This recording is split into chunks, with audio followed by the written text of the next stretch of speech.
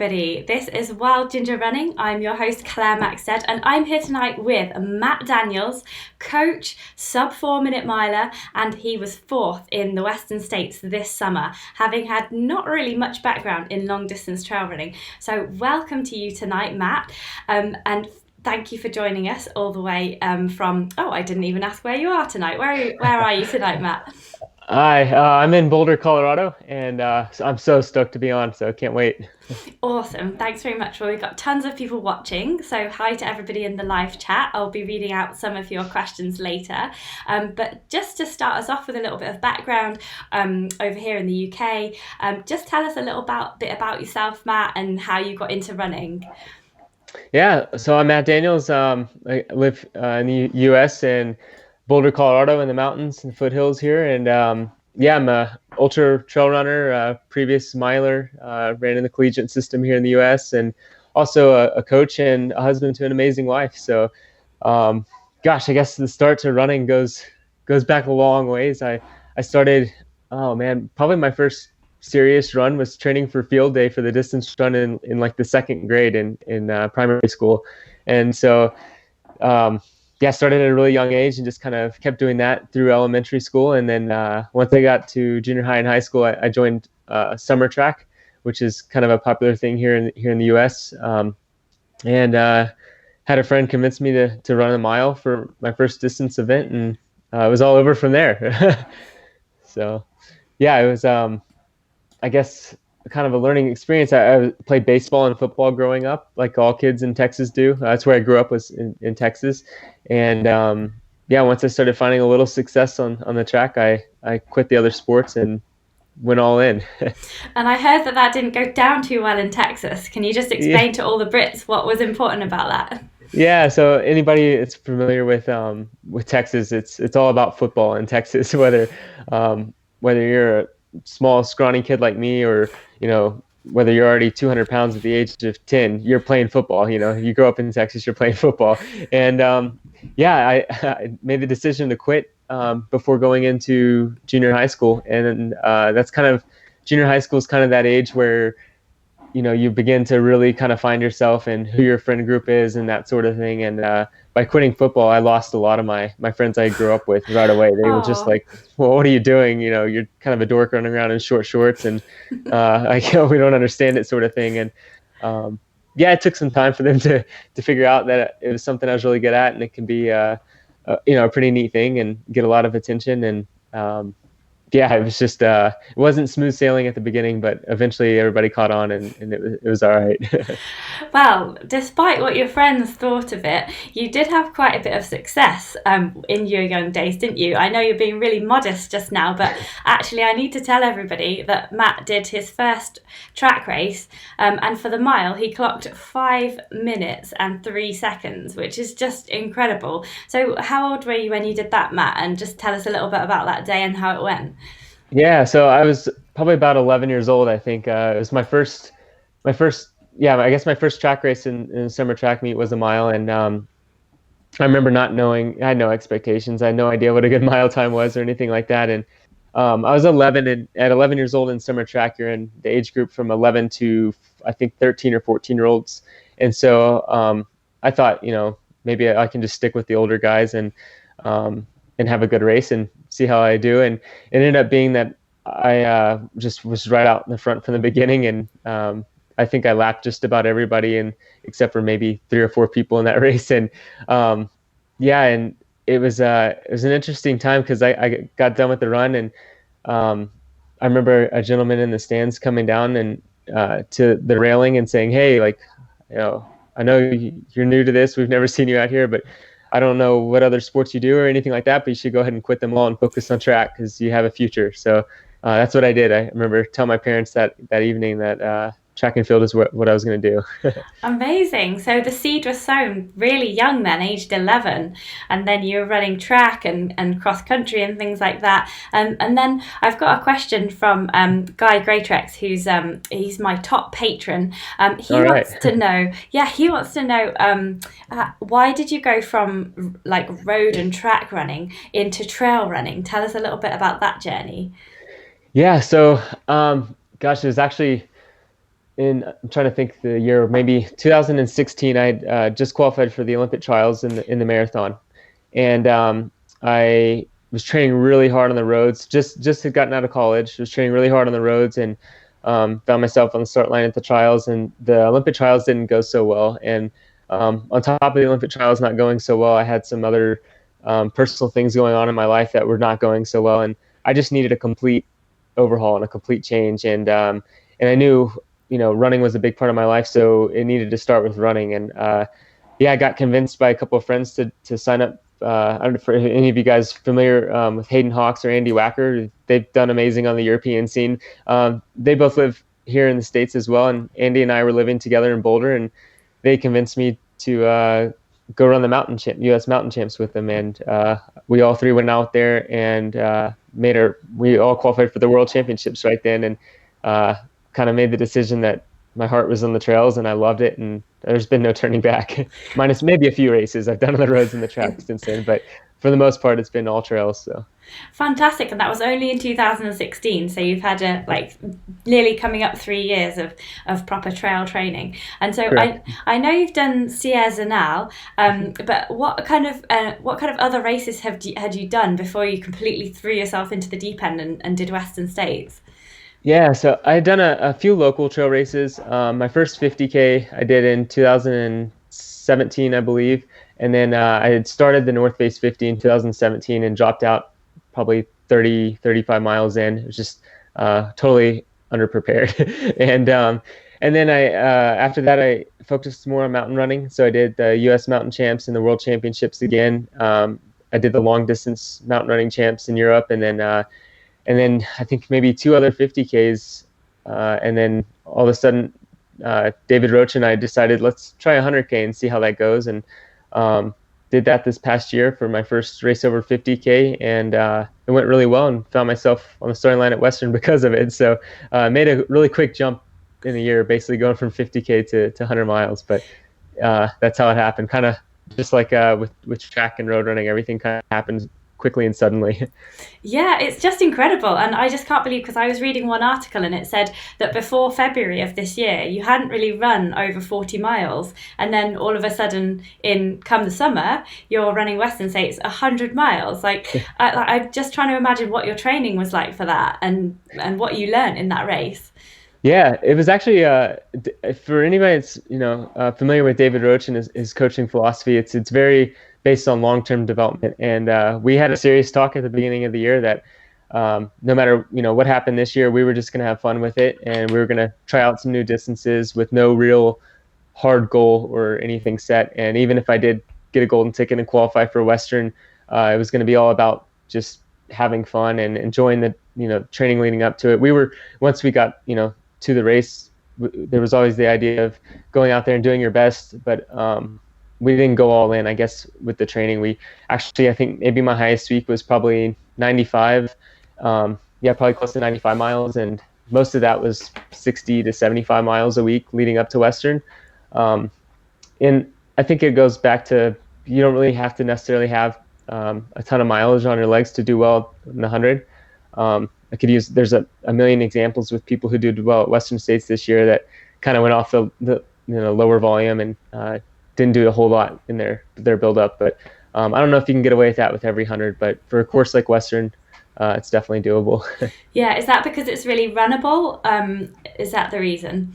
I think so, and you really need your legs for a course like Western. So if you totally cook and fry your system early on in training, putting hundreds of miles in on your legs, you're going to get to Western States and it's going to be a big wake up call, because a lot of that course is you're either going up or down. It's net downhill. And I believe Tom talked a little bit about this on his show with you right after Western. But it's net downhill, but there's a lot of pretty good climbs in there too. So you want to go into that race feeling fresh and kind of bouncy, almost like you would for a road race. You got to be fit, and I think that we did a lot of speed work. We did a lot of stuff in the mountains, but on real runnable trails, that sort of thing. And yeah, I think perfect example was Jim Walmsley this past year. He did a lot of training on the roads to qualify for the trials and then to break the 50-mile world record. And he actually backed off on his training a little bit this year in terms of mileage and focused more on speed and runnable stuff. And he had the best Western of his life. And I think, Tom went to Ethiopia and trained with some of the best marathoners in the world, and he had an amazing Western state. So I think this course plays a little bit different in terms of how you need to train for it. But, then again, there's 100-mile courses that you would want to train completely opposite of that for. So.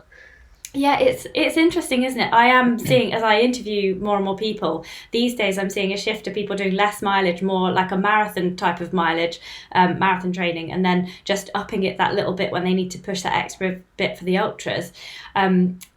So I've just got a question coming in on the live chat here from Tom Avery, which I'm just going to put up on the screen. I'll read it out to you, Matt. So he wants to know, would you ever consider doing the Arkansas Traveler 100? Do you want to do more hundreds than Western States?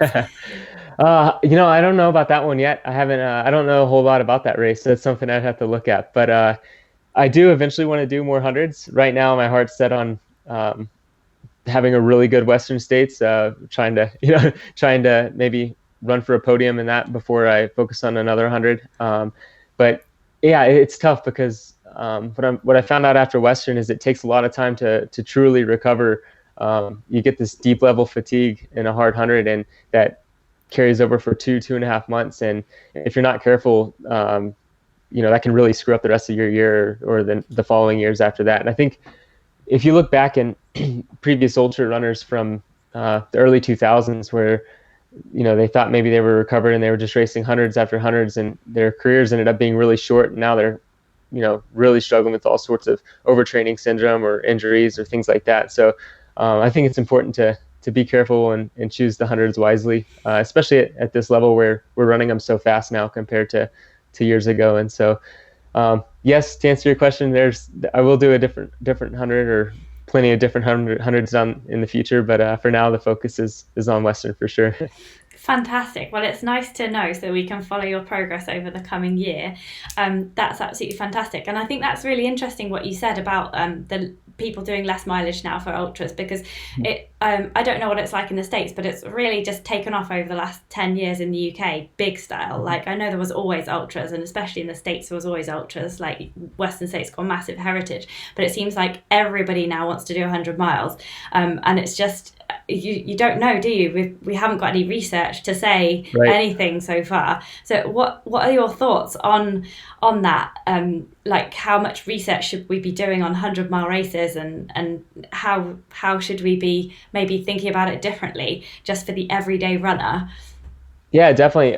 So I think you're right. There's hardly any research at all. We're still in a very in the U.S. we'd use the term in a very Wild West phase where it's very new, especially running them at the level that we're running them now. We're racing them at the same intensity we were racing marathons, 10, 15 years ago. And so I think, the best we can do is to look back at what was happening in the early 2000s with guys like Anton Krupishka or Jeff Rose or Scott Jurek, and kind of see how their careers played out, because they were really running at a high level back then on the same courses we're running now. Pretty much, a lot of the big hundreds are the same, and so looking to see kind of how their bodies are responding and what type of training they did leading into these races and that sort of thing. And what we're seeing is their careers were, I mean, maybe Scott Jurek was the exception, but he's kind of a freak anyways. But for the most part, their careers were cut really short. For their talent level, I think they could have gone another 10 or 15 years had they maybe not raced as much. But it's also on a very individual basis. Some of us do this because we love doing it, and we want to just go out there and race until our hearts are fulfilled. And if that's the case, then go for it. You just have to have in the back of your mind that it could be doing some long-term damage if you don't, be careful and take a little easier and maybe choose your races wisely. Yeah, so don't run too much, everybody. That is the advice from Coach Matt here. Maybe do a bit of cycling and swimming, mix it up a bit. Yeah, cross training is great. Yeah, and so just to sort of reel it in from the really long distance stuff, just because you're such a you were such a speed specialist in your youth, I just wanted to ask you some questions about speeding up, because it's a lot of people's goal. So first of all, I just want to know what your fastest ever mile time is, just so that we can get that straight in our heads. Sure. So I ran technically it was a net downhill mile. I've run 3:53, but on the track I've run 3:59, and I haven't. Once I did that, I haven't really gone after a sub 4 minute mile since then. So I'm not sure where the limit was for me, but 3:59 was the fastest I've run for the full mile. Yeah. And would you say it's harder to run a sub 4 minute mile for you? Was it harder, all everything that took you towards getting that, or was it 100 miles harder? Because they're completely different ends of the spectrum. Yeah, so I kind of answered this actually in the film that was just made that's on YouTube about me. Oh yeah, we have to talk about that. Everybody watch Yeah. the film. Tell everyone, because these are all guys. Everyone who's watching now, hello to everyone. Thank you all for all your comments. I will get to your questions eventually. But everyone who's watching now is really big fans of watching films on YouTube, obviously. So definitely, let's tell them all about this film. Yeah, so there's a film that just came out on me that Rob Staker from Training for Ultra made, and it's called Sub 4 to States. It's on YouTube, so you could just type in Sub 4 to States, and it's on there. It's about my kind of journey into Western states, and a lot of decent footage that was of the actual race, and kind of some of my thoughts about it and everything like that. So I won't spoil too much, and you may want to get some tissues. I get kind of an emotional in part of the video too. So all the best films do. Yeah. But to answer your question, I think the amount of work I put in to reach sub 4 was night and day compared to the amount of work I had to put in for the 100. And some of that was just because, once I started this 100-mile journey, I was already really far into my running career. So I have a big base, and I've been running for a long time, and fitness was there. But for a sub 4 minute mile, you a lot goes into it. Like there's added strength work that I haven't done for 100. There's I was a little bit more cautious with my diet, speed work. I was working out maybe 2 to 3 times a week rather than for 100. I'm only working doing a serious workout once a week. So and I think I ran between 4 flat and 4:03 maybe like a dozen times before I even broke 4. So that was another thing that was always kind of in the back of my head, and always making it even more difficult of a goal to catch. So, but then again, the 100 was insanely hard, and it was like, the quote that they use, life in a day, rings very true to a 100-miler, because that was something I've been through a lot of stuff in my life, and that was one of the hardest things I've gone through in such a short period of time. 15 hours was, yeah, it just stripped away all the layers of your soul, basically. So that was tough. Sub 4 minute miles done in 3 minutes and 59 seconds. So you're only in pain for that long, essentially, as opposed to 100, it's all day long. So yeah, they both have their good and bad. Yeah, it's really difficult to tell, isn't it? I still think running fast is harder than running slowly for a long time. Yeah. At least you get to eat more food, hey? Yeah, that's right. But just because you're a coach and you've got this amazing Matt Daniels Run Club, it's online. Go and check it out, everybody. You've got this amazing coaching set up. So what are the 3 things that like the top 3 things, if they do nothing else, that trail runners can do to get faster? Yeah, so the number one most important thing is to do strides, and that can vary in 100 different ways, basically. But what I like to focus on is doing a series of strides anytime after halfway in your easy run. So let's just say you're running for an hour. Anytime after 30 minutes, or you can tag it on at the end, do 4 times 20 seconds fast, or a minute easy, and then, or 4 times 30 seconds fast, 2 minutes easy, something like that. And by fast, I mean something like an effort you could hold for, let's just say like a quarter mile or half a mile maybe. So it's not all out, but it's fast enough to where you're improving that efficiency and that economy without having to strain too hard. So strides are so important. I do them probably 2 or 3 times a week, and I have all athletes do them. I mean, you could really you could reach peak fitness by just running easy and doing anything between 4 to 8 sets of strides 3 times a week. you can almost reach your peak fitness by just doing that, and not having to do any added workouts. So that's really important and can really improve efficiency and economy. Two, I think hill work is always good. Frank Shorter, famous marathoner, said hill work is speed in disguise. It really helps with building power and strength. And obviously you don't want to do too much hill work, because too much can also have the opposite effect and make you slower. So and you have to be very careful on how you structure your hill work. But just doing, instead of doing the 4 times 30 seconds fast, 2 minutes easy, maybe do 4 times 30 seconds moderate up a hill and then jog down easy. And or you can add little hill workouts in. So that's a really big one too. I have a lot of athletes do. And then the third one is actually, you need to run easy on your easy days to get faster. All your fitness adaptations, or all your fitness is gained by stress adaptations. And you have your big hard workout days, and then that's where you break your body down, you peel back the layers, and then your easy days are the days that you're actually gaining your fitness by recovering. So look at it as kind of cellular reconstruction. The days you're just running out, really easy conversational pace, everything's kind of reforming, regrouping, all that fitness that you worked really hard for in the workouts kind of coming together. And so those easy runs are the most important. I think I think probably 75% of your runs need to be conversational pace, maybe even more than that, depending on the individual, of course. But yeah, I think those would be the three biggest things. The three biggies. So we've got strides, we've got hill work, we've got easy runs on easy days. That's absolutely fantastic. That sounds brilliant for all the physical training side of things. But is it all just physical training, or can you do anything with your technique, your nutrition, maybe your gear? Is there any other things that we can do apart from training our engine? Yeah, absolutely. Sleep has got to be the biggest.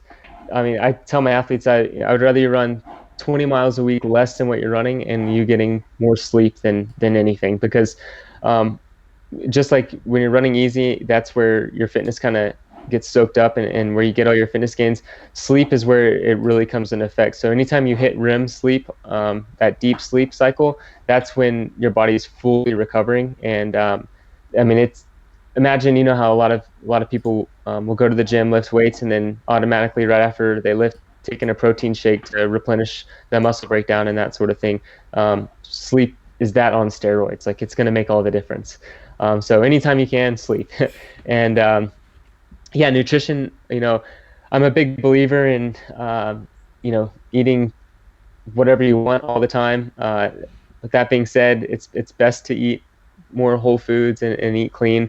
But when you're training for a 100-miler or an ultra, for example, your body's going to need just basically everything. It's going to need fats. It's going to need carbs. It's going to need sugars. It's going to need everything. So if you're craving it, eat it, and don't worry about eating too much, because there is no certain weight that says you need to be this weight to run fast. I mean, you could, not to poke fun at Eric Sinsman. Sorry, Eric, if you're watching this, we're good friends. So Eric Sinsman's a bigger dude, and he's a really good ultra runner here in the U.S. And he's probably got 60 pounds on me, and he's maybe 3 or 4 inches shorter than me.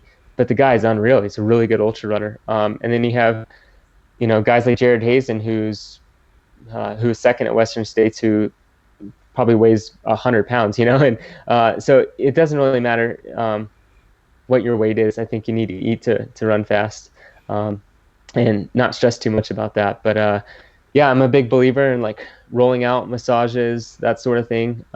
Strength work is always good. I would do a lot of kind of like body strength work where I don't use a whole lot of weights. I put on muscle really quickly. Doesn't look like it. That sounds ridiculous, me saying that, but I think any sort of strength work is always going to be good to keep the muscles firing. And it's just good for bone structure and bone health as well, any sort of strength work. So yeah, those are, again, 3 things that could really make a difference. That's really awesome. Thank you so much for those tips, Matt. Everyone is going a bit mad in the chat now because they all want to ask you some more questions. Sure. And this one's sort of related, but it's back to the long distance side of things.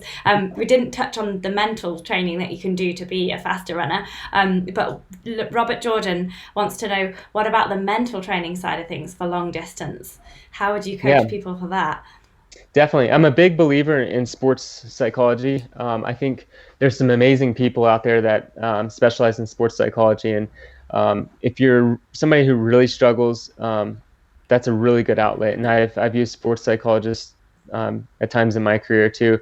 But the biggest thing mentally is staying positive and not putting so much pressure. Like at the end of the day, it's just running. We're not solving all the world's problems or anything like that. Like I think you have to remember the whole reason you do this is because it's something you enjoy doing and you like doing, and whether it's a hobby or it's your job, you're not going to be doing it if you don't enjoy it, or you shouldn't be at least. And so always going back to remembering that when things get tough, but staying positive, staying happy, trying to be a team player. I, this is something David Roach, my coach, preaches all the time too, is everybody's on the same team. So if you can always give encouraging words to other people and be there for others, it's going to uplift yourself as well. And your performance is going to skyrocket as well. So I think just staying, it always goes back to just staying positive and happy and really enjoying the process and what you're doing, and not letting any negative thoughts creep in. And if they do, that's okay. That's part of it. But we learn to fight that and go back to remembering this is all for fun and enjoyment. So Yeah, it is. It's all for fun. It's all enjoyment, and yeah, don't let those negative thoughts creep in. And if they do, just like distract yourself, maybe with yeah, with another chocolate bar, because it doesn't matter exactly. what weight we are. Yeah, that's right. So I've got a question here from Mehul, another one of my patrons, and he's wondering if you can be fast at long distance running if you were not fast over short distances. And he's asking this about elite runners, but I kind of want an answer for general runners as well. Can you be Yeah. fast long if you've not been fast short? Yeah, so that's actually a really complicated answer, and a lot of it goes down to what you're genetically gifted with and muscle fibers and muscle fiber development and that sort of thing. To answer your question in short, yes, you can be, but you're going to have to train a different way. I think no matter where you come from. So let's just say you're a middle of the pack runner that was gifted with nothing but slow twitch muscle fibers. So whether you think you're gifted with it or not, you're gifted with it because you can be really good at ultra distances. But even let's just say, so yeah, you're fully slow twitch muscle fibers. There's no crossing over or anything like that. Just by doing those strides and a little bit of sort of, I don't want to call it speed work, but a little bit of faster running in training like that is going to go a long ways. And so usually people with slow twitch muscle fibers are blessed with huge aerobic engines. So that's another thing. You can work on your aerobic capacity by structuring workouts a certain way and that sort of thing. But yes, it trickles down and carries over to all distances from short to long. Where it really makes a difference is if you're slower, or if you have a lot of slow twitch muscle fibers, it's tough once you're probably at like the 5K distance down to really improve a ton. It's all kind of dependent on what you've maxed out at. Yeah, it's like genetics at that stage, isn't it? Like Yes, we're not pretty all much. built like we've got Mo Farah over here in the UK, Yeah, and he was excellent over 5K, 10K, absolutely brilliant, half marathon good, and then marathon he's falling apart. So I think that you don't have to be fast over short distances to do well at long distances. It right. doesn't necessarily register, does it? It doesn't. Yeah, I mean, you can train the body to do just about anything, and a lot of it's a lot of it's the mind too. And but yeah, you're exactly right. I think it's most of it all comes down to how you structure your training and how that kind of comes about. But to answer your question, yes. Yeah, and just to recap slightly, I don't know if we use strides in the same way in the UK. So Abby Norman is just asking to just re-clarify on the description of the strides. So when you were talking about doing the strides for this sort of getting better at getting faster, do you mean efforts and intervals, or do you literally mean like bounding along, like taking really long strides? Yeah, so that's a great question. I should have been a little bit more. I should have clarified a little bit better on that. But yeah, so actually it's kind of effort based. So not actually bounding. That's what I would call like drills, speed development drills or form development drills, would be sort of the bounding and A skips, B skips, that sort of thing. But striding, by strides, I just mean kind of just picking up your cadence and running a little bit quicker for a set amount of time. Typically on strides, you don't want to go over 30 seconds because what happens is after 30 seconds, you start to build up byproduct in your bloodstream that can actually inhibit what you're trying to do. So you can go anaerobic anytime after 30 seconds.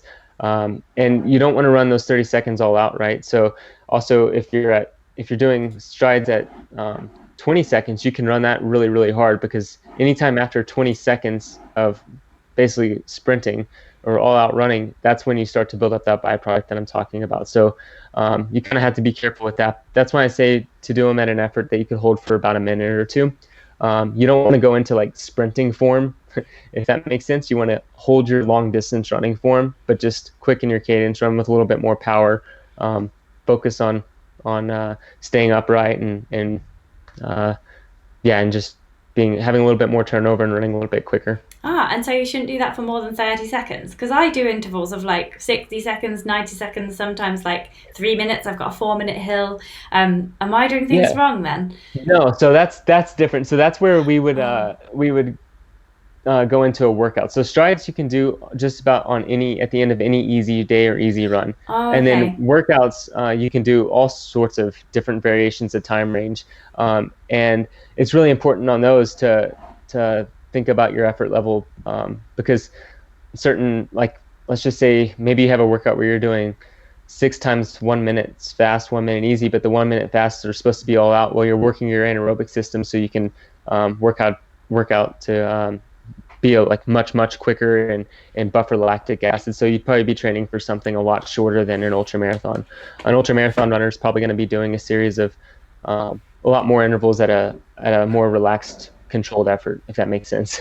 And also, if anybody has any questions about workout specific things or stride specific things, you can always feel free to email me, and I can write it all out for you to make a little bit more sense rather than just over screen here. And so you can always email me anytime. Oh, that's really kind of you, Matt. That's really, really awesome. And of course, it's going to be different for every single person depending on what they're training for, obviously. But Guy Greatorex, he wants you to tell everybody a bit more about your running club and what are your key values when you take on new clients.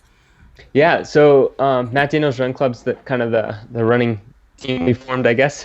It's group of amazing athletes that I coach, and we have people all the way from people who run the 5K all the way up to had Rob Steger just finished the Triple Crown at the 200-mile races. So people run all different distances, and big group of encouraging and supportive athletes. And I think probably the biggest key for me is to keep everybody happy and healthy and enjoying running, and we do that through everybody being encouraging and on the same page. And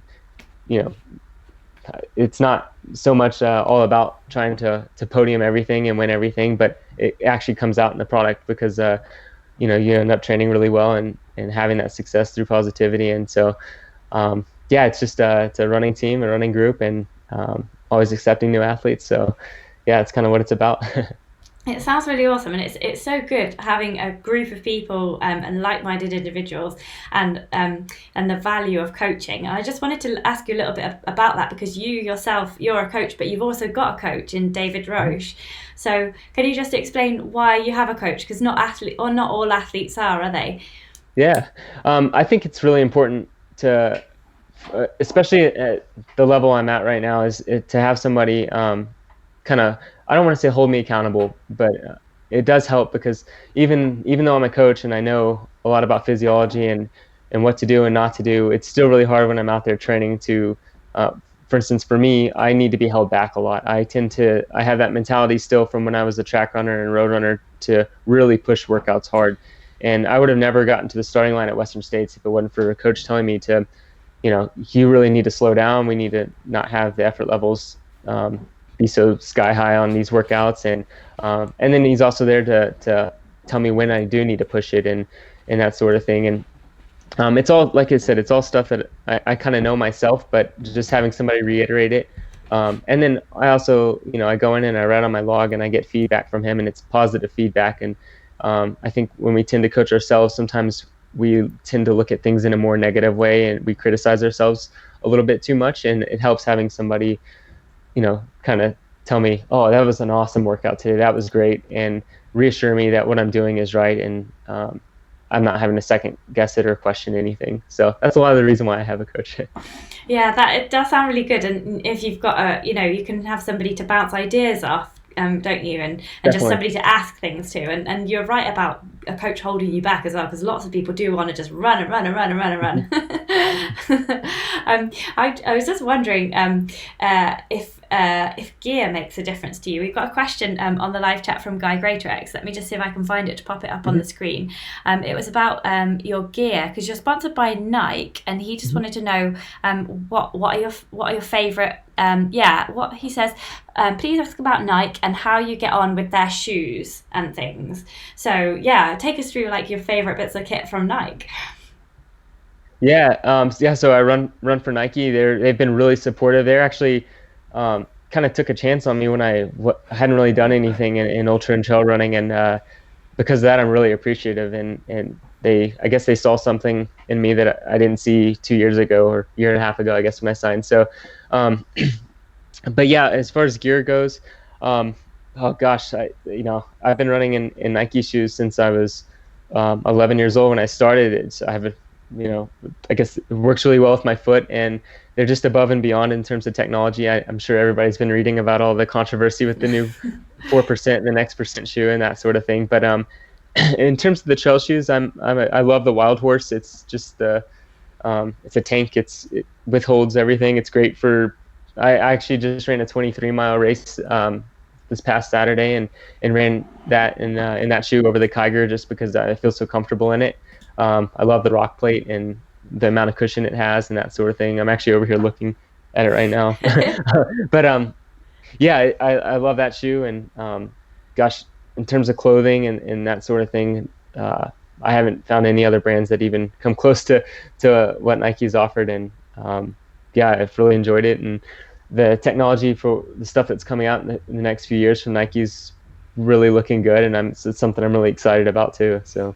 That's awesome. It's always nice to get on board with a sponsor that you just really love all the kit, isn't it?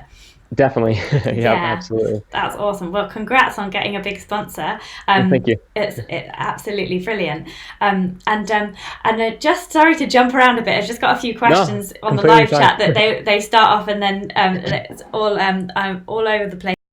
And then one of my new patrons, actually, Paul Feeley, he says, when you're doing the speed training, do you focus on doing your speed training up hills or on zero elevation most of the time?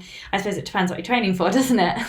Yeah, it does. And a lot of it depends on the time of year. So in the winter, because a lot of the trails are pretty icy and snowy, I do a lot of stuff on flatter ground and that sort of thing. And I really try and develop more speed in the winter to improve economy and efficiency into the spring and summer ultra races. But during the season, like training for Western, I did most of my stuff on trails, so a lot of up and down undulating terrain and that sort of thing. David, my coach, always wants me to try and do it on slower trails just to keep me, to slow down a little bit. One of the big things for Western States was we were trying to detrain my fast twitch muscle fibers, so we were trying to kind of recruit more intermediate or slow twitch fibers. So instead of going out on the roads and doing maybe 2-minute intervals at 350 or 4-minute mile pace, I was doing them on trails where I'm running probably 5:30 or 6-minute mile pace, a little bit more technical stuff. And I think that played a big role, into the ultra season. So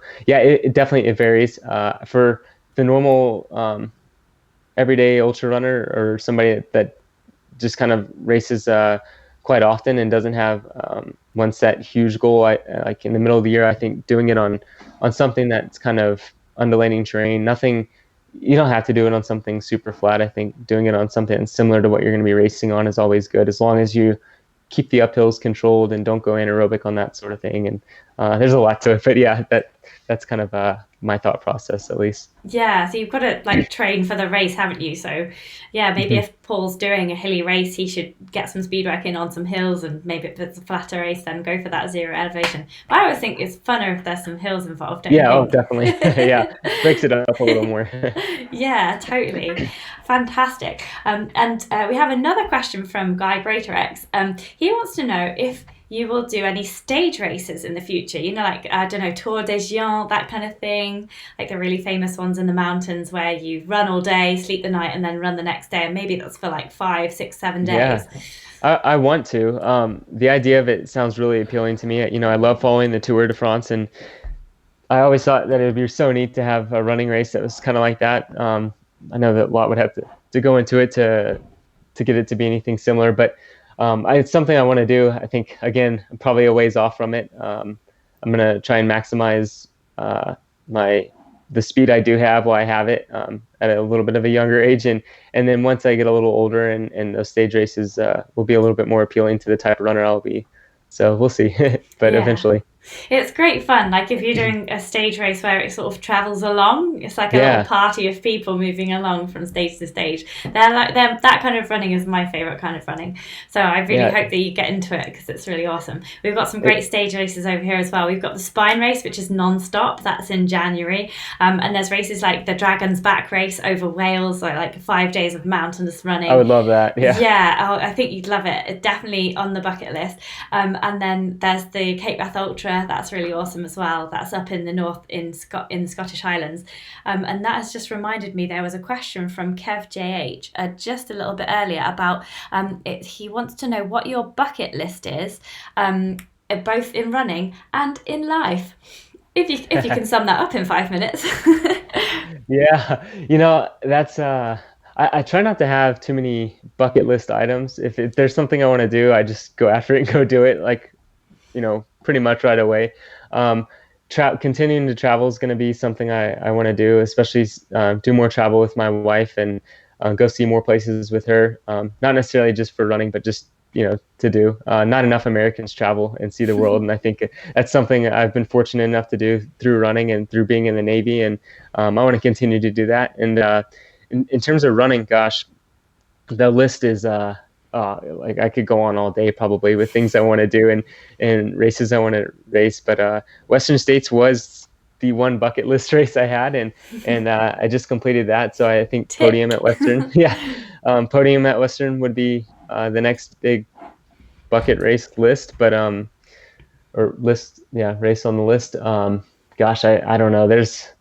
There's so many. I'd like to go out and run UTMB at some point. Yay. It'll probably be a few years from now. I may have a crack at CCC sooner than later, but UTMB will probably be, probably sometime in the next 5 years. But Oh, yeah, we'll well, see. if you podium at Western States and you're a little bit tired, then why don't you come with me? Because I'm doing the UTMB over 6 days just before the UTMB next year. So I can Holy recce cow. the route. And then, because this year I went and I was chatting to all the elite athletes, and I was just like, I do know a bit of the course, but I don't really know the full what Full you've thing. been through. And I'm never going to do it over a whole day. I just don't have the inclination to do 100 miles. So I'm going to do it over 6 days next year. So if you fancy it, I'm doing this Oh, holiday. It's a holiday with tracks and trails. So you're very welcome to book onto it and we'll go and awesome. recce the route. That would be great. So you're going to do it like a week before the actual Yeah, UTMB? yeah, Sweet. we're going to finish on the Wednesday and then have like a rest day on the Thursday. Well, I'll be interviewing all the elite athletes, Yeah. and then the race starts in the evening on the Friday. So it's just a really good chance for people to come and see the route and then Oh, see all the yeah. elite athletes on the route and Well, just let's keep in touch. realise That what they've been sounds, through. yeah, that sounds amazing. I'd love to do that. So Yeah, I that just would be thought it'd cool. be a great way of doing a long race when I can't do the long Absolutely. race. Yeah, for sure. Cool. Just got time for a couple more questions. Thank you so much for all your time here tonight, Yeah. Matt. Arlene Matlock, one of my patrons, she's got a couple of questions, really similar actually, about your clients and how do you keep them mentally motivated and like avoiding getting depressed, especially while they recover from injury. Mhm. Yeah, again, it's the positivity and keeping it fun. I think one thing that's really neat about our run club is we have a Facebook group page, and so everybody's on that group page, always communicating and posting stuff, and it's just a a fun thing to be a part of and go on there and read and stay motivated.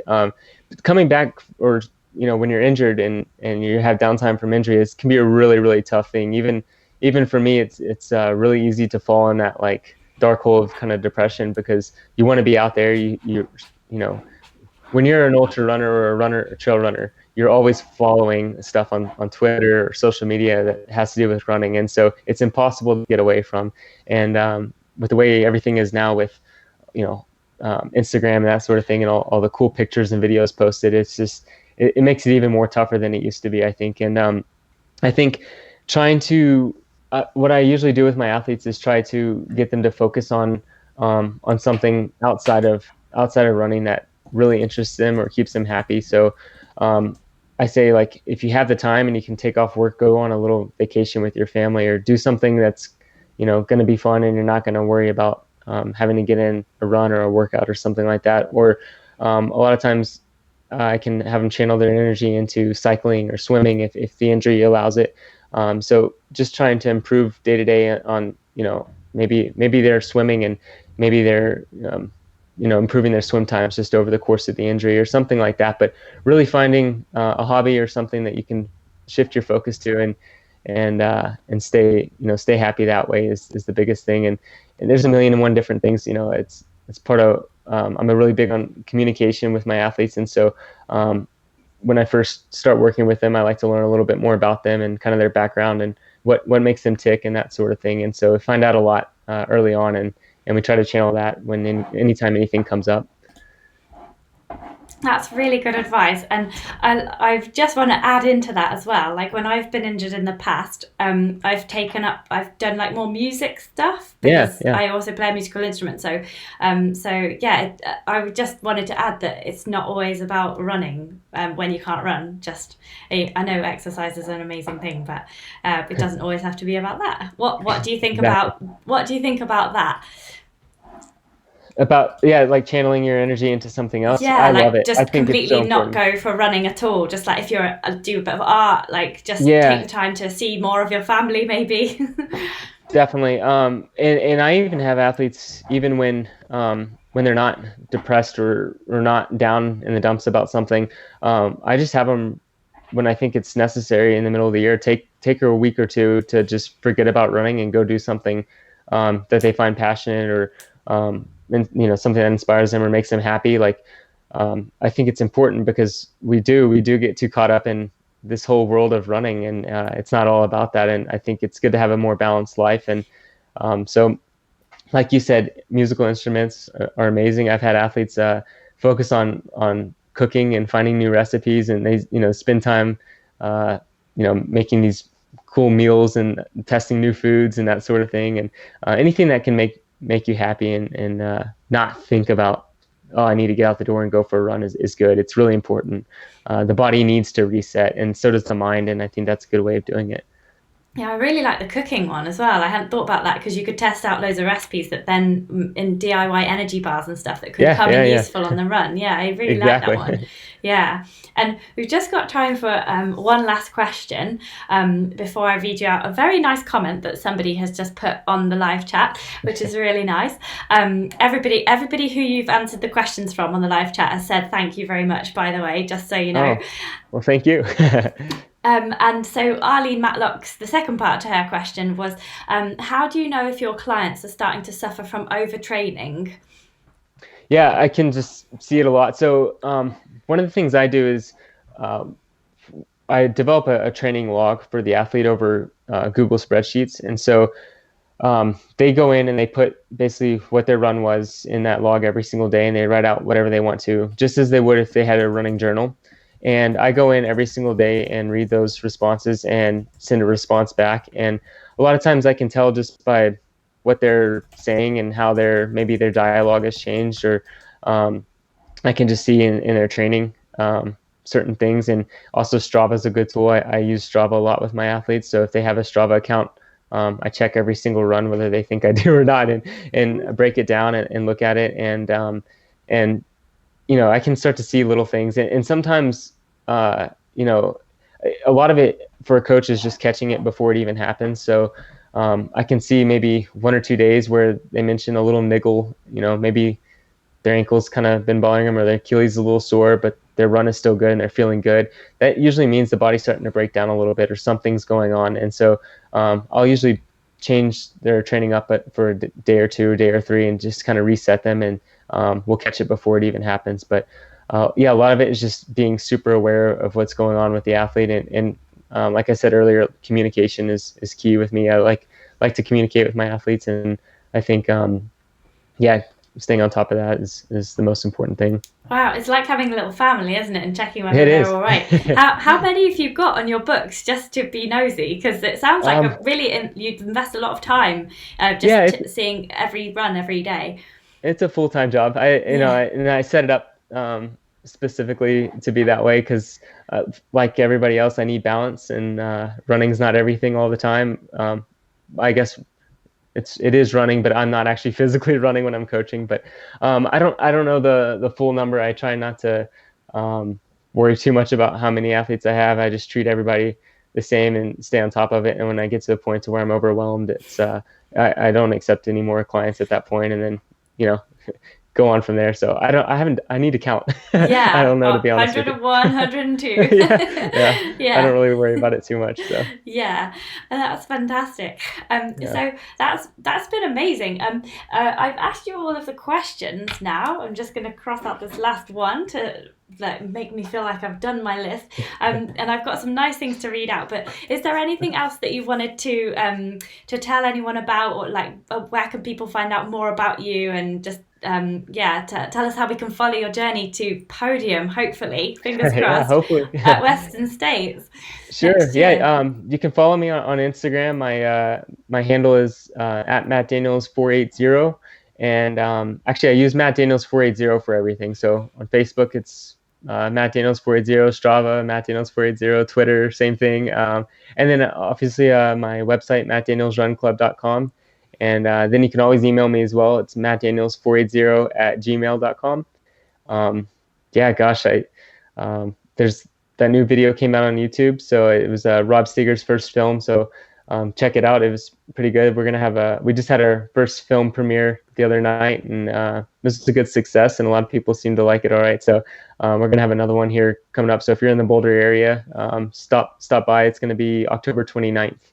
I believe there's a Facebook event page on it, so you can check it out. But yeah, always feel free to shoot me a message, and I'll answer your questions as soon as I can get to them all. So yeah. Great, and I will look up that film and I'll put a link to it in the description below as well, so that everybody can really easily see it. Cool. So I just want to say thank you from Abby Norman and Rob Jordan and Guy Greatorex. They said thank you for answering the questions. And really nice from Peter Savage. He says, this is one of your most useful of your interviews ever, Claire. Thank you. Oh, so, thank you. Thank you to Matt for being the most useful person ever on Wild Ginger Running. I appreciate that. Thank you. And Paul Feeley says, great interview, Claire. So thank you, Matt, for being such an ace guest. And Guy Greatorex, who is my top patron, and he was the guy who originally said, oh my God, you've got to get Matt Daniels on the show. He says, thanks very much for getting Matt on. This has been very knowledgeable and very enjoyable as well. Marlo M says, yes, agree. Very humble person. Yay, Matt. That's awesome. And Abby Norman says, yeah, he's pretty lovely, isn't he? So without embarrassing you further, I would just like to say thank you so much for coming on, Matt, and good luck with Western States next year and everything else that you do, and all your coaching clients as well. Good luck to them, because they sound like a real true family to you. Well, thank you so much. I appreciate all the questions, and yeah, feel free to message me more if you guys need to. So thanks so much. Brilliant. Well, thank you very much, Matt, and good night, everybody. See you on the trails.